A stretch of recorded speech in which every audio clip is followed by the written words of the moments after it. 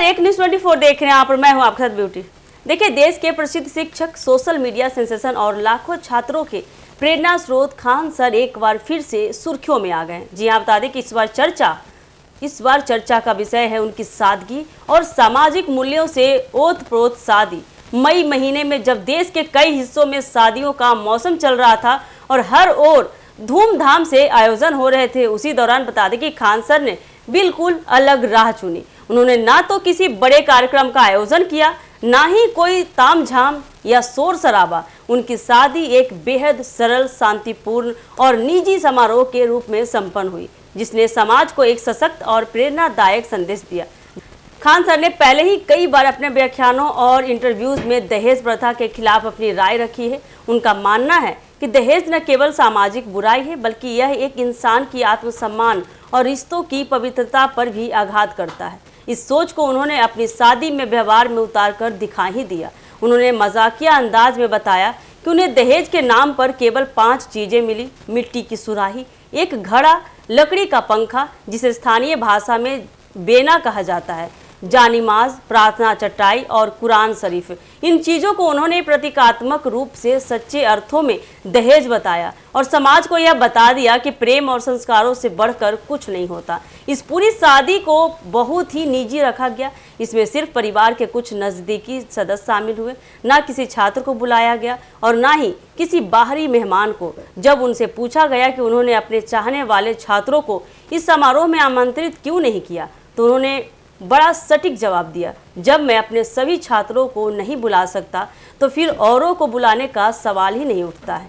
यह वक्तव्य न केवल उनकी ईमानदारी को दर्शाता है, बल्कि बता दें कि यह भी दिखाता है कि वे अपने छात्रों के साथ कितनी गहराई से जुड़े हुए हैं। शादी के समय भारत पाक सीमा पर तनाव की स्थिति काफ़ी ज़्यादा बढ़ी हुई थी। ऐसे समय में भव्य आयोजन करने के बजाय उन्होंने शांतिपूर्ण ढंग से विवाह संपन्न करना ही बेहतर समझा। इससे यह भी स्पष्ट होता है कि वे समय की गंभीरता को समझते हुए और न केवल व्यक्तिगत खुशी के लिए राष्ट्रीय भावना की अनदेखी नहीं करते। जहां सोशल मीडिया पर उनकी शादी को लेकर चर्चाओं का दौर चल रहा है, वहीं खान सर ने अपनी पत्नी की जानकारी साझा करने से स्पष्ट रूप से परहेज किया। उन्होंने सिर्फ इतना बताया कि उनकी पत्नी का नाम AS खान है और वे सरकारी अधिकारी हैं। उनका मानना है कि वे सार्वजनिक जीवन में होने का मतलब यह नहीं कि हर किसी की निजी जिंदगी भी सार्वजनिक की जाए। छात्रों की उत्सुकता के बावजूद भी बता दें कि उन्होंने पत्नी की कोई भी तस्वीर साझा नहीं की। हालांकि छात्रों की जिज्ञासा को देखते हुए उन्होंने हंसते हुए एक स्केच बनाया जिसमें एक लड़की के घुंघराले बाल दिख रहे थे। उन्होंने मजाक में कहा, यही है मेरी पत्नी, एकदम ऐसी ही दिखती है। इस हल्के फुल्के अंदाज ने भी सभी को मुस्कुराने पर मजबूर कर दिया। खान सर ने अपने पुराने छात्रों के लिए एक खास भोज का आयोजन भी रखा है, जो कि 6 जून को होगा। इस भोज में बता दें कि केवल वही छात्र आमंत्रित हैं जो वर्षों से उनके साथ जुड़े रहे हैं, जिन्होंने उनके शिक्षण से सीधा लाभ उठाया है और उनके मार्गदर्शन में पढ़ाई की है। यह भोज भी किसी होटल का या महंगे स्थल का नहीं है, बल्कि एक सादा छात्र परक माहौल में आयोजित किया जाएगा। इससे यह साफ जाहिर होता है कि खान सर के लिए उनके छात्र किसी मेहमान से कम नहीं है, बल्कि वे उन्हें परिवार का एक हिस्सा मानते हैं। खान सर सिर्फ एक शिक्षक नहीं हैं, बल्कि वे आज के युवाओं के लिए एक आदर्श व्यक्ति हैं। उन्होंने यह सिद्ध कर दिया कि जीवन में सफलता और लोकप्रियता के बावजूद भी अगर व्यक्ति अपनी जड़ों से जुड़ा रहे तो वह समाज में बदलाव ला सकता है।